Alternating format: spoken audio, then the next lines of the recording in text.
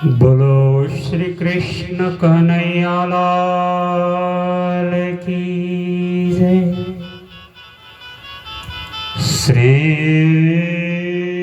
सद्गुरु महाराज की जय। श्री बाईजूराज महाराणी की जय। श्रीमद् भागवत ज्ञान यज्ञ पिपलाधा। वंशी विभूषिता करानवनीर्दाभात् पीताम्बरादरुण बिम्बफलादरोष्ठात् पूर्णेन्दु सुंदर मुखधर बिंद नेत्रात् कृष्णात् परम् किमपि तत्त्वमहं न जाने।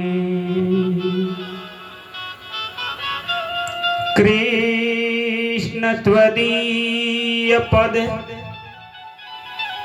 पंकज पंजरान्ते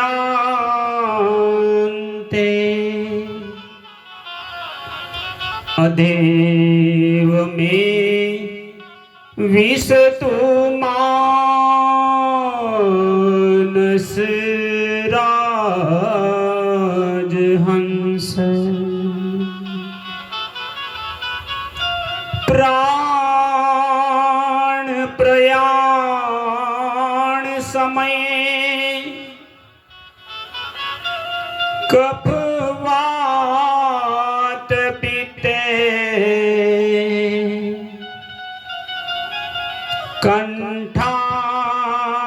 कंठावरोधन विधो स्मरणं कुतस्ते।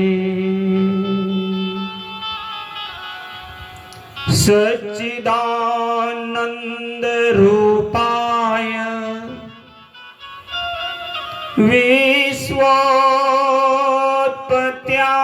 विश्वोत्पत्त्यादि हेतवे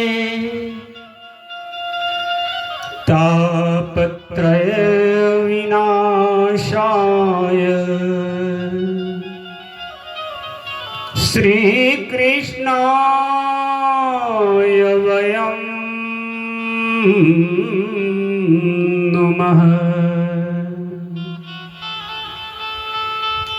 वंदो सद्गुरु चरण को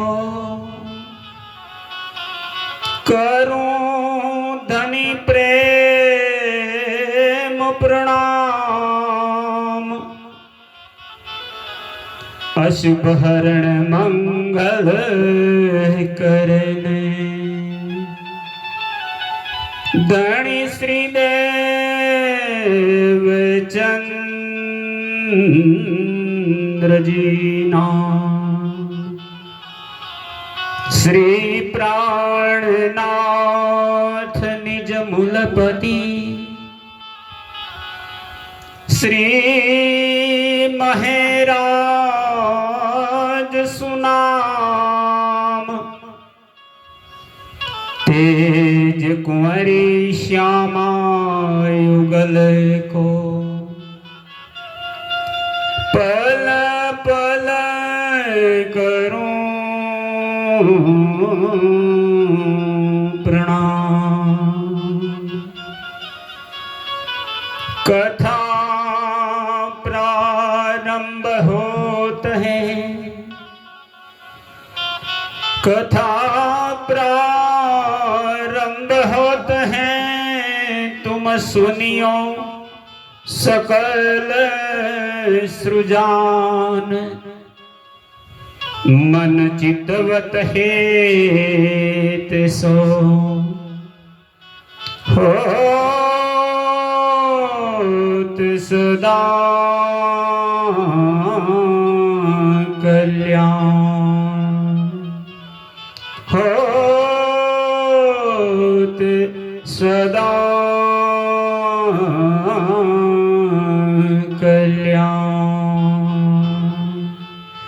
बोलिए श्री कृष्ण कन्हैया लाल की जय।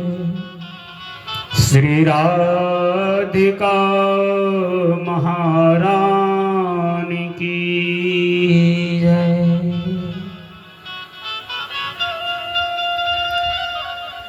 परम कृपालु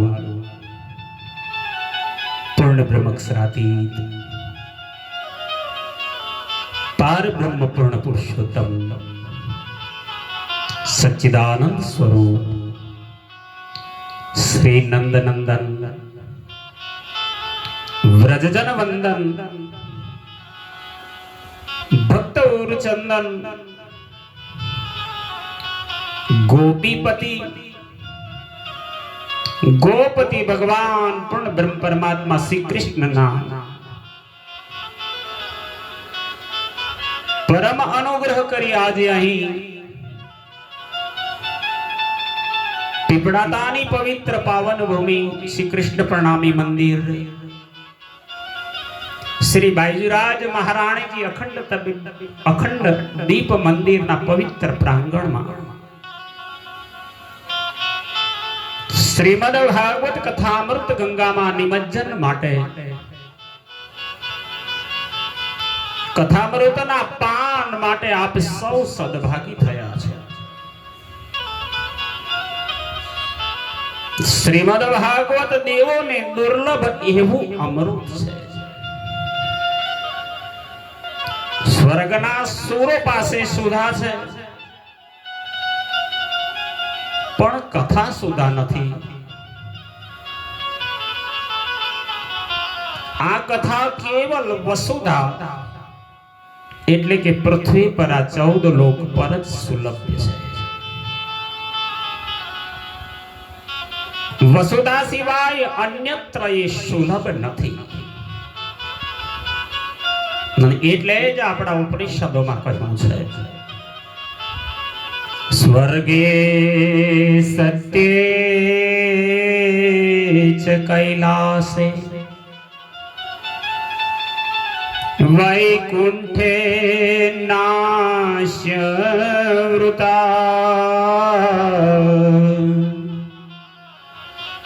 अतः पिबन्तु सद्भाग्या मामुच्यन्त करहीचत। पूर्ण ब्रह्मक्षरातीत परमात्माना अनुग्रह थी कथा सुलभ बने छे। पूर्वे शंकराचार्य जीए आ 14 लोक में 3 वस्तु ने दुर्लभ कही छे। ब्रह्म परमात्मा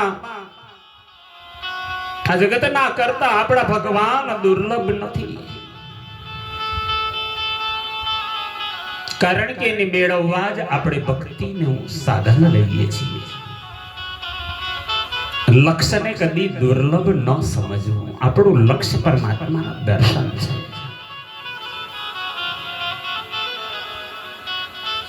અનુભવી પરમહંસો કહે છે પરમાત્મા જેવું સુલભ કાંઈ નથી। 3 વસ્તુ परमात्मा कृपा थी ज मळे छे। जे यत्न थी नथी मळतो, मेहनत करवाथी मळतो नथी, मात्र कर्म करवाथी नथी मळतो। अने एमां सर्वप्रथम छे मनुष्यत्व। प्रथम छे मनुष्यत्व, बीजू छे मुमुक्षत्व अने त्रीजा नंबर मां छे મહાપુરુષ સંસશ્રય. તુલસીદાસજી મહારાજે રામાયણમાં માનવ તન મળવું દુર્લભ છે એનો મહિમા ગાન કર્યો છે. બડે ભાગ માનુષ તન પાવા, સુર દુર્લભ સદ ગ્રંથન ગાવા. બડે ભાગ માનુષ તન પાવા, સુર દુર્લભ સદ ગ્રંથન ગાવા. દુર્લભો માનસો દેહ, દુર્લભો માનસો દેહ, દેહ નામ ક્ષણ ભંગુર, તસરાપ દુર્લભમ મન્યે વૈકુંઠમ પ્રિયદર્શનમ.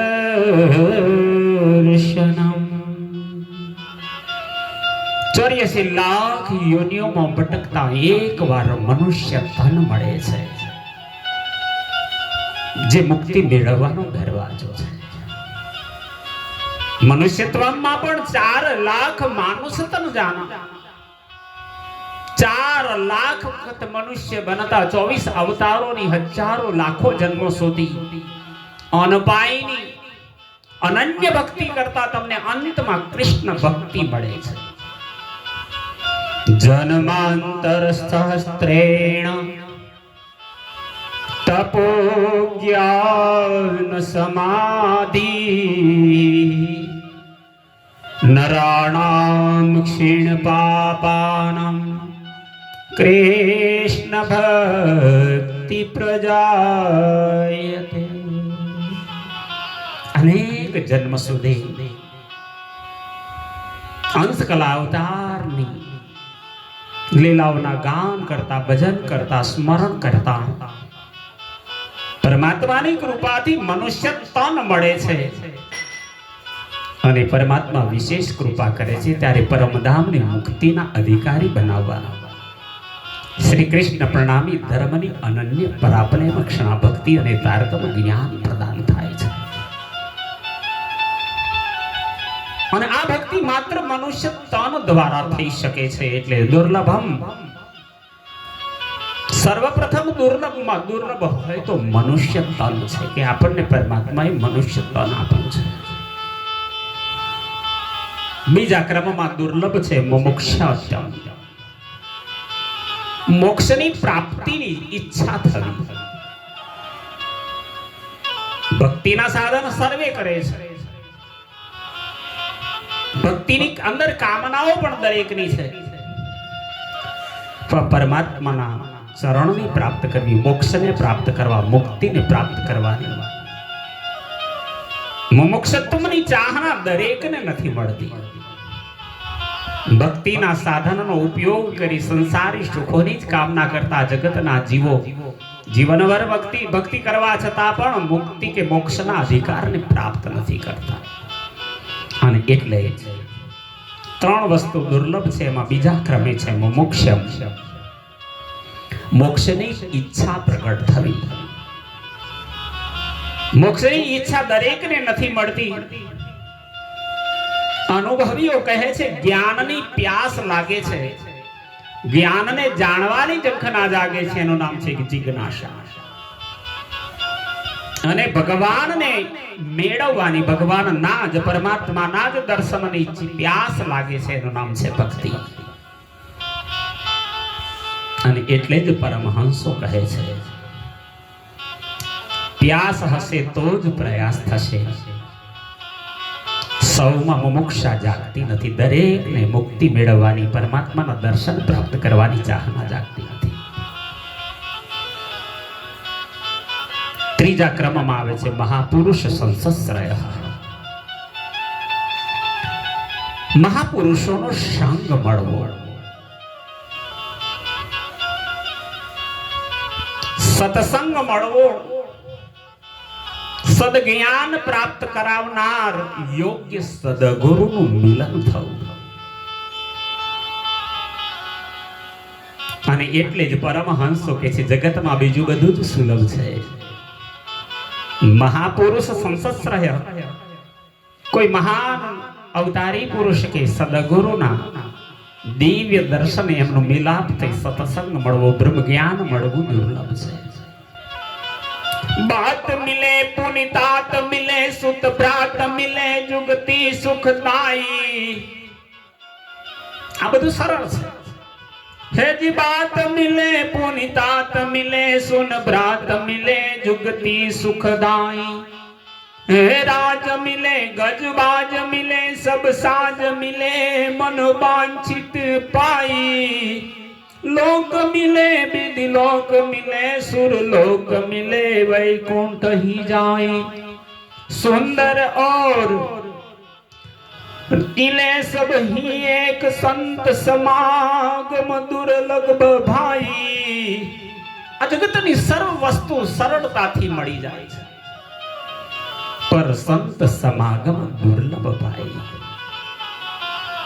બિનહી પુણ્ય मिलही नहीं संता, ता बिन भव दुख होय नहीं अंता. बिनही पुण्य मिलही नहीं संता, ता बिन भव दुख होय नहीं अंता. પૂર્વના પુણ્યનો ઉદય થાય તો સંત સમાગમ મળે છે. એટલે જ રામાયણમાં તુલસીદાસજી મહારાજ બાર સ્મરણ કરાવતા કહે છે, બડે ભાગ માનુષ્ય તન પાવા, સુર દુર્લભ સદ ગ્રંથન ગાવા. બડે ભાગ્ય मानुष्य तन पावा, सुर दुर्लभ सद ग्रंथन गावा. એટલે જ પરમહંસો કહે છે, હે પ્રિય ભક્તજનો, પરમાત્મા યત્ન સાધ્ય નથી. ઈશ્વર પરમાત્મા અનુગ્રહ સાધ્ય છે. આપણામાં ત્રણેય અંશો છે અને તેથી કથામાં આવીએ છીએ, તેથી સત્સંગમાં આવીએ છીએ. અહીં કહે છે શ્રીમદ ભાગવત આ દિવ્ય ગ્રંથ માત્ર ઉપદેશ નથી, આ ઉપચાર છે. આપણને ભવરોગ લાગ્યો છે અને ભવરોગ લાગ્યો છે, તેના ઉપચાર પણ કરવા પડશે. આપણને દોષ છે, તન દોષ લાગ્યો છે આ રોગમાં, અને એને વાત પિત્ત અને કફ તરીકે ઓળખીએ છીએ. એ જ્યારે અનબેલેન્સ થઈ જાય, અનિયંત્રિત થઈ જાય છે ને શરીરમાં, ત્યારે રોગ પ્રગટ થાય છે. અને એ રોગ શરીરને લાગે છે, પણ આપણને તો આત્માનો રોગ લાગ્યો છે, મનને રોગ લાગ્યો છે. આત્મ રોગ ગુરુ લાગ્યો, જાકો દારૂ ન મિલે તબીબ. આ મન દોષથી ત્રણ પ્રકારની વિકૃતિના રોગ પ્રગટ થાય છે. મન દોષ છે કામ, ક્રોધ અને મદલોભ. તુલસીદાસજી મહારાજે રામાયણમાં પ્રસંગને ગાયો છે. સદગુરુ વૈદ બચન વિશ્વાસા, सदगुरु ज्ञान विराग जोग के, विविध वैद भव भीम रोग के. સદગુરુના સાનિધ્યમાં જાઓ, એમના વચનથી આ મનના રોગને દૂર કરે છે. આ સામાન્ય રોગ નથી. કેન્સર, ડાયાબિટીસ, થાઇરોઇડ જેવા ભયંકર ભવરોગ છે, જેને દવા કે એનો ઉપચાર ન મળે, એવા મનના આપણે રોગી બન્યા છીએ. એટલે કહે છે સદગુરુ એટલી ભવરોગની દવા. આ દવા કોણ છે? તો એ જ સ્વયં પરમાત્મા ભાગવત રૂપી ઔષધિ લઈને આવ્યા છે. આપણે બધા જ ભવરોગી છે. આપણને મનના રોગ લાગ્યા છે અને એટલે ખોજત ખોજત સતગુરુ પાઈએ સતગુરુ સંગ કરતા. આ ભવરોગ માંથી બચવું હોય તો સદગુરુ પાસે આ ભવરોગની દવા છે. પૂર્વકાળની અંદર બનેલી એક દિવ્ય ઘટનાને સુંદર દ્રષ્ટાંત છે જે આપણા જીવનની પ્રત્યેક ક્ષણ સાથે જોડાયેલું છે. એકવાર ભગવાન બુદ્ધ એમની સંપૂર્ણ જમાત સાથે એક નગરની અંદર આવ્યા છે. દિવ્ય દ્રષ્ટા છે, દિવ્ય તપસ્યાનું ધ્યાન રાખે છે, જગત કલ્યાણની ભાવનાથી પરમહંસ વિચરણ કરે છે. ભગવાન બુદ્ધજી નગરમાં ગયા, તેમના જ્ઞાન ઉપદેશને સાંભળવા હજારો ભક્તો આવવા લાગ્યા. બધાય ધન્ય થઈ રહ્યા છે. ત્યાં ઘટના એવી ઘટી, એ ગામની અંદર એક અંધ માણસ રહેતો હતો. જન્મથી જ આંખો નથી, ચર્મ ચક્ષુ મળી નથી, એટલે અંધતાને લેવી જગતે એને જોયું નથી. પણ પરમાત્મા એક ગુણ ઓછો આપ્યો હોય ને, એક અંગ ઓછો આપ્યું હોય તો બીજા અંગોમાં વધારે શક્તિ આપી હોય તો બીજી પ્રબળતા વધારે હોય. તો આ અંધ માણસ આંખોથી અંધ છે, જગત દેખાતું નથી, પણ કેટલીક વાતોમાં પણ પોતાના મનની મક્કમતા વાળો છે. એ ઘણા લોકોની વચ્ચે બેસે, પછી વાતો કરતા હોય તો વાતોમાં દુનિયાના લોકો બોલતા હોય કે દરરોજ સવારમાં પ્રભાત થાય અને સૂર્યનો ઉદય થાય અને ચોમેર પ્રકાશ ફેલાય છે, સંપૂર્ણ વિશ્વ પ્રકાશમાં દૈદીપ્યમાન બને છે. જીવ જંતુ પશુ પંખી પછી પોતાની જીવનચર્યામાં બધા દોડવા લાગે છે. આમ લોકો જ્યારે વાત કરે તો આંધળો માણસ આ અંધ વ્યક્તિ એને સાંભળે છે પણ માનતો નથી. એ પ્રકાશના અસ્તિત્વને કબૂલ નથી કરતો. તો પછી એની આડોશ પાડોશમાં રહેતા 10-15 માણસોને વિચાર આવ્યો કે આપણે આટલા વખતથી આને સમજાવીએ છીએ કે સૂર્યનો ઉદય થાય છે, ચોમેર પ્રકાશ ફેલાય છે, પશુ પંખી પોતાના માળાઓ છોડી છોડી ચણ વીણવા જાય, માણસ માત્ર કામ ધંધા રોજગારને શોધે છે. જીવન બધાનો આખો દિવસ દરમિયાન પોતાની રોજી રોટી અને મનસાને પૂર્ણ કરવા માટે દોડાદોડ કરતા હોય છે. આ આંધળો માણસ સાંભળતો નથી. કદાચ આપણી વાત નહીં માનતો હોય તો ભગવાન બુદ્ધ દિવ્ય જ્ઞાન વાળા છે, એમની પાસે લઈ જઈએ ને તો આવા સંતોનો ઉપદેશ કદાચ લાગી જાય. ચાલો એને લઈ જઈએ. તો 10-15 માણસો આ અંધ માણસને લઈને ભગવાન બુદ્ધની પાસે લઈ આવ્યા. ભગવાન બુદ્ધની પાસે લાવી બેસાડી અને પછી વિનયપૂર્વક કહેવા લાગ્યા, હે ભગવાન, આ મારા પાડોશમાં રહેતો અંધ માણસ છે અને એ સૂર્યના પ્રકાશને, સૂર્યના અસ્તિત્વને, પ્રકાશના અસ્તિત્વને કબૂલ કરતો નથી. આપ એને ઉપદેશ આપો. અમે તો કઈ કઈને થાકી ગયા, અમારી વાતને માનતો નથી. હે પ્રભુ ભગવાન બુદ્ધ, આપ ઉપદેશ આપો કે જેથી પ્રકાશના અસ્તિત્વને આ વ્યક્તિ કબૂલ કરે. લોકોએ વિનયપૂર્વક કહ્યું તો ભગવાન બુદ્ધની આંખમાં કરુણા છે. અને ત્યારે ભગવાન બુદ્ધ બોલ્યા, હે સજ્જનો, આ અંધ માણસને લઈને આવ્યા છો, આને ઉપદેશની નહીં, આને ઉપચારની જરૂર છે. ઉપદેશ આપવાથી શ્રદ્ધા કદાચ રાખીને માની લેશે મારી વાત, પણ એ અંધની શ્રદ્ધા હશે, અંધશ્રદ્ધા હશે. એને ઉપચાર કરાવો, એને દ્રષ્ટિ અપાવો. દ્રષ્ટિ મળતા જ પ્રકાશના અસ્તિત્વનો સ્વીકાર કરશે. ઉપદેશ આપશો તો તે અંધશ્રદ્ધામાં માનશે. જબરદસ્તી કરશો તો માન્યતા હશે, અનુભૂતિ નહીં હોય. આજ પણ સંસારની આ પરિસ્થિતિ છે. ભક્તજનો, આજે પરમાત્મા ફક્ત માન્યતા બની ગયા છે. તેથી પરમાત્મા માત્ર માન્યતા નહીં, અનુભૂતિ હોવી જોઈએ. અનુભૂતિ નથી અને તેથી ભક્તોમાં આનંદ પણ નથી. કહેવાનો અનુભૂતિ ઉછીની ન મળે, સ્વયં જ કરવી પડે છે. અને આપણું અજ્ઞાન એ જ અંધાપો છે. બતાવ્યું છે પરમહંસોએ કેટલા પ્રકારના અંધ છે. આપણે પણ અંધ છીએ. અંધના અનેક પ્રકારોનું વર્ણન કર્યું છે.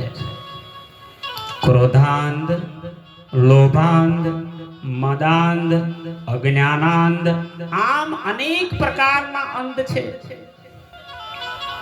કોઈ રૂપમાં અંધ બન્યો છે, કોઈ ધન સંપત્તિમાં અંધ બન્યો છે, કોઈ મદ મત્સરમાં અંધ છે, કોઈ સત્તામાં અંધ બન્યો છે.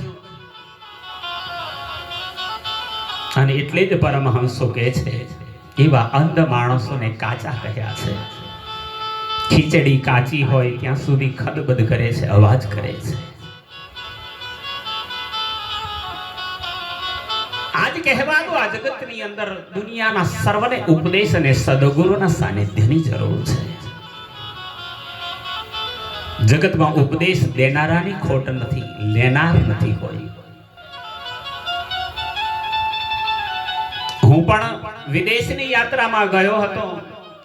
હમણાં જ મારું આગમન થયું પુનઃ ભારતમાં. ત્યાંનો એક અનુભવની વાત કહું ને તો એક કાર હતી અને કારની પાછળ કોઈ સ્લોગન લખ્યું છે,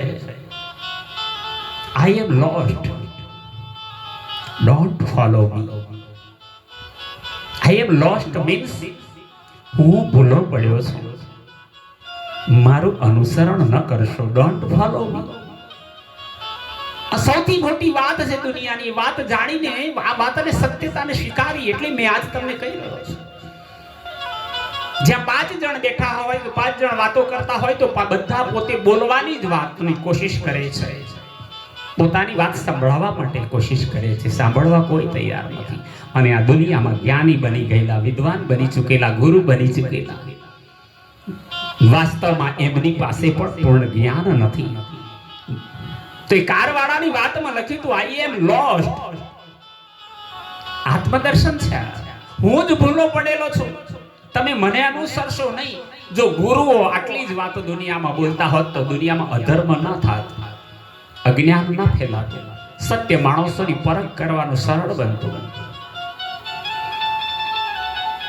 આ દુનિયાની વાત જ્યારે કરીએ છીએ તો પરમહંસો કહે છે આપણને સાચા શિષ્ય થતા આવડતું નથી અને ગુરુ થઈ જઈએ છે. આ તો સમાજની ઉદારતા છે કે આપણને ગાદી પર બેસવા દે છે. નહીં તો આંધળો આંધળાને શું દોરે. એ સજ્જનો, અંધકારને ધક્કા મારવાની જરૂર નથી, એક દીપક જલાવવાની જરૂર છે. હજારો વર્ષથી બંધ પડેલા રૂમની અંદર અંધકાર ફેલાયેલો હોય તો એને દૂર કરતા એક પણ વાર લાગે છે. એક દીપકને જલાવી દો, એના પ્રકાશ પ્રગટ થતા જ હજારો વર્ષનો અંધકાર જેમ દૂર થાય છે, એમ સદગુરુ દ્વારા પ્રગટ પરમાત્મા સ્વરૂપની દિવ્ય લીલાઓના જ્ઞાનને જ્યારે સંભળાવો તો એ એના દિલની અંદર જ્યોતિ પ્રગટે છે. શ્રીમદ ભાગવત અર્ક છે. અર્ક એટલે સૂર્ય. શ્રીમદ ભાગવત દીપક પણ છે. જ્ઞાનનો સૂર્યોદય થતા જ્ઞાન રાત્રિ વિદાય થાય છે અને શ્રીમદ ભાગવત થી ભાગ્યોદય થાય છે. એટલે જ સંતો કહે છે જ્યોત સે જ્યોત જગાતે ચલો, પ્રેમ કી ગંગા बहाते चलो. ज्योत से ज्योत जगाते चलो, प्रेम की गंगा बहाते चलो. राह में मिले जो दीन दुखी, उनको गले से लगाते चलो, उनको गले से लगाते चलो.